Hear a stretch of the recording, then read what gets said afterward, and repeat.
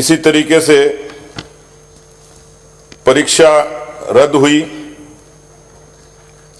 और परीक्षा रद्द होने के बाद किसी केंद्र की एजेंसी से जांच की मांग की जाती है तो ये बात समझ से परे है कि उस पर बेरोजगारों की भर्तियों पर न तो वो एजेंसी भर्ती कराती है, एजेंसी सिर्फ जांच करती है और जांच करके निरपेक्ष तरीके से उन दोषियों और आरोपियों तक पहुंचती है।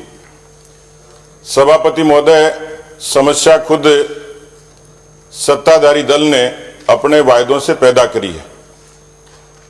भाषणों में भी और जन घोषणा पत्र में भी बार बार इस बात पर जोर दिया गया कि यदि हमारी सत्ता आएगी तो हम राजस्थान के लाखों लोगों को, बेरोजगारों को रोजगार देंगे। जन घोषणा पत्र जारी होता है, इसमें भी इस बात का उल्लेख होता है और 70 लाख बेरोजगार अलग अलग परीक्षाओं में शामिल होते हैं और नौकरियां महज मिलती हैं उस दौरान 48,000 लोगों को। अभी पिछले 3 बजट में कुल 1,78,000 भर्तियां निकालने की घोषणा पिछले 3 बजट में हुई। इस प्रकार 3 वर्ष में राज्य सरकार ने कुल 67,429 पदों पर भर्ती निकाली, जिसमें रीट का लेवल 2 का पेपर रद्द होने के बाद 50,000 भर्तियां बचती हैं। अभी असत्य इसलिए पकड़ा जाता है कि महामहिम राज्यपाल के अभिभाषण में यह कहा गया, 2022 और 23 के अभिभाषण में बताया कि 1 लाख से अधिक पदों पर नियुक्तियां दी जा चुकी है और 94,000 पदों पर भर्ती प्रक्रिया विचाराधीन है। 3 साल में 1 लाख लोगों को कैसे दे दी, इसका कोई जवाब अभी तक सरकार ने दिया नहीं। और 3 साल में जेईएन, कांस्टेबल, लाइब्रेरियन, रीट, पटवारी, एसआई, इनकी सारी भर्तियां पेपर आउट होने से रद्द हो गई और 15 से अधिक भर्तियां प्रशासनिक और अन्य कारणों से रद्द हो गई। ये सरकार के कामकाज की एक वानगी है। 30 लाख ऐसे बेरोजगार हैं जिनको ये भरोसा था कि उनको बेरोजगारी भत्ता दिया जाएगा। सरकार सिर्फ 1.5 लाख को देती है और उसमें भी एक कंडीशन लगा देती है कि आपको अप्रेंटिसशिप करनी पड़ेगी, इसमें ड्रेस पहन के आइए और डिपार्टमेंट्स में अपना काम कीजिए। अधिकांश विद्यार्थी पार्ट टाइम इसलिए करते हैं कि अगली भर्ती परीक्षाओं की तैयारी करते हैं। माननीय सभापति महोदय, इस पूरे भर्ती प्रकरण में 2 अक्टूबर को तत्कालीन शिक्षा मंत्री जी का बयान आता है कि विपक्ष और बीजेपी के लोग बेवजह इसको तूल दे रहे हैं। भर्ती पूरी पारदर्शी तरीके से हुई है, कोई पेपर लीक नहीं हुआ है और ये तो ऐसी परीक्षा है जिसने गिनीज बुक में नाम दर्ज कराया जा सकता है। मुझे अफसोस है सदन में कहते हुए कि राजस्थान इस पूरे प्रकरण से शर्मसार हुआ है, कलंकित हुआ है। राजस्थान में इस तरीके से कभी भी संगठित नकल नहीं हुई और नकल नहीं, मैं तो कहूंगा इसको बेरोजगारों के हक पर सीधे सीधे डाका पड़ा है।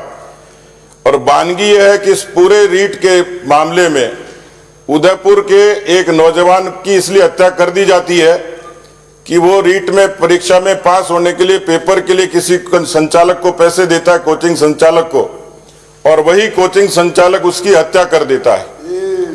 रानीपुरा के लोकेश मीणा की सुसाइड और उससे जितने जुड़े हुए तथ्य हैं उसकी यदि ठीक तरीके से जांच की जाए तो मुझे लगता है बहुत लोगों तक आंच आएगी। और इसलिए हम लोगों ने एक सूत्री मांग रखी थी कि एसओजी की जांच की अपनी मर्यादा है। एसओजी मंत्रियों और मुख्यमंत्री से पूछताछ नहीं कर सकती, इसलिए कोई निरपेक्ष केंद्र की एजेंसी इसकी जांच करे, यह निवेदन हम लोगों ने किया था। माननीय सभापति महोदय, कई प्रश्न खड़े होते हैं। इसमें पूरा मास्टरमाइंड जो एक संस्थान है जिसका नाम है राजीव गांधी स्टडी सर्किल, उस राजीव गांधी स्टडी सर्किल के पैटर्न है हमारे यहाँ के मौजूद माननीय मंत्री जी। वो उदयपुर में एक सहयोग संस्थान का फीता काटते हैं जो कोचिंग चलाता है। उस राजीव गांधी स्टडी सर्किल से जुड़े हुए तमाम पदाधिकारी आयुक्तालय में भी नौकरी करते हैं। वो लोग प्राइवेट लोग हैं और उनको इस तरीके से अलग अलग जगह अलग अलग भूमिकाओं में रखा जाता है। अभी तक जितने पेपर होते थे कोषागार में रखे जाते थे, संकुल में रखने की योजना क्या थी, सीसीटीवी कैमरे क्यों नहीं लगाए गए, और उन राजीव गांधी स्टडी सर्किल से जुड़े हुए उन प्राइवेट लोगों को इस परीक्षा का समन्वय क्यों बनाया गया पूरे प्रदेश भर में। ये भी जानना चाहेंगे कि जिन्होंने ये कहा कि इस पूरी भर्ती प्रक्रिया राजनीतिक संरक्षण में हुई है, वो श्रीमान जारोली है का, जो डॉक्टर बनय सिंह है, जो राजीव गांधी स्टडी सर्किल के उसके हिस्से हैं और इस पूरे प्रकरण के मास्टरमाइंड हैं, उनको बराबर हमेशा आयुक्तालय में पोस्टिंग क्यों दी गई, वो बनय सिंह कहाँ है, उनके बयान किस तरीके से लिए जाएंगे, क्या वो खुलासा करेंगे। तो माननीय सभापति महोदय, मुझे लगता है कि ये कंट्राडिक्शन यही पैदा होता है कि तत्कालीन शिक्षा मंत्री ने कहा कि कोई पेपर लीक नहीं हुआ, जो ऐसी बात करता है उसको जेल में डालो। उन्होंने भी कहा कि बीजेपी अपने तथ्य प्रस्तुत करे, हम किसी भी एजेंसी से जांच कराने के लिए तैयार हैं। एसओजी की मर्यादा छोड़ दीजिए, यदि आप तैयार ही हैं तो मुझे लगता है कि यदि ईमानदारी से इसकी निरपेक्ष जांच हो जाए तो देश में ऐसे कई उदाहरण हैं कि उन प्रदेशों के मुख्यमंत्रियों पर रहे व्यक्तियों को और उनके खानदान को भी जेल जाना पड़ा है। मैं इस सदन में आपसे निवेदन करना चाहूंगा, सरकार से भी और सदन के माध्यम से भी, कि राजस्थान के लाखों करोड़ों बेरोजगारों पर कुठाराघात करने वाले इस पेपर लीक के, इस पेपर के डाके के निरपेक्ष तरीके से जांच होनी चाहिए, सक्षम एजेंसी से होनी चाहिए। और मैं गुजारिश करूंगा कि यदि ये जांच निरपेक्ष होती है इसमें सब लोगों को, क्योंकि ये उन लोगों से जुड़ा हुआ सीधा सीधा मसला है, राजस्थान के करोड़ों परिवारों से जुड़ा मसला है। ये केवल किसी एक परीक्षा, एक व्यक्ति से, किसी जाति बिरादरी से, किसी दल से संबंधित नहीं है।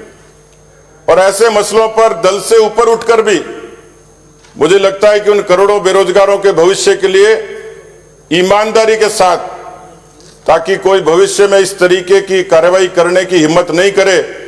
ये सिलसिले हो सकता है पहले भी हो, लेकिन छोटे परिमाण में थे, उसके बाद से, लेकिन 2019 के बाद लगातार 29 दिसंबर को परीक्षा पुस्तकालय अध्यक्ष की हुई, 25 सितंबर को पुस्तकालय अध्यक्ष ग्रेड 3 की हुई, जेईएन की हुई, 23 अक्टूबर को पटवार की हुई, राजस्थान उपनिरीक्षक की हुई, 14 सितंबर को फिर एसआई की हुई, रीट 21 की हुई और 26 सितंबर को वापस रीट 21 की हुई।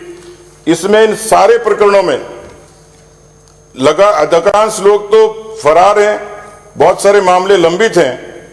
मुझे लगता है कि कोई न कोई स्वतंत्र एजेंसी जो निरपेक्ष तरीके से जांच करे, ताकि राजस्थान के और लाखों बेरोजगारों को भी न्याय मिले, उनके परिवारों को यह संबल मिले कि कहीं न कहीं प्रकृति न्याय करती है, कहीं सत्ता न्याय करती है।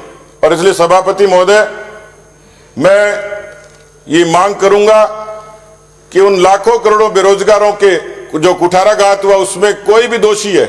और मुझे खुशी हुई कि इसी सदन के एक माननीय मंत्री ने कहा कि इसमें कोई भी लोग शामिल हो, चाहे मुख्यमंत्री क्यों नहीं हो, चाहे मंत्री क्यों नहीं हो, यदि इसमें जांच की आंच उन तक भी आती है तो निरपेक्ष तरीके से कार्रवाई हो, ताकि राजस्थान में एक उदाहरण पेश हो। और ये उदाहरण गिनीज बुक में इस रूप में नहीं हो कि संगठित गिरोह और नकल राजस्थान में काम करते हैं।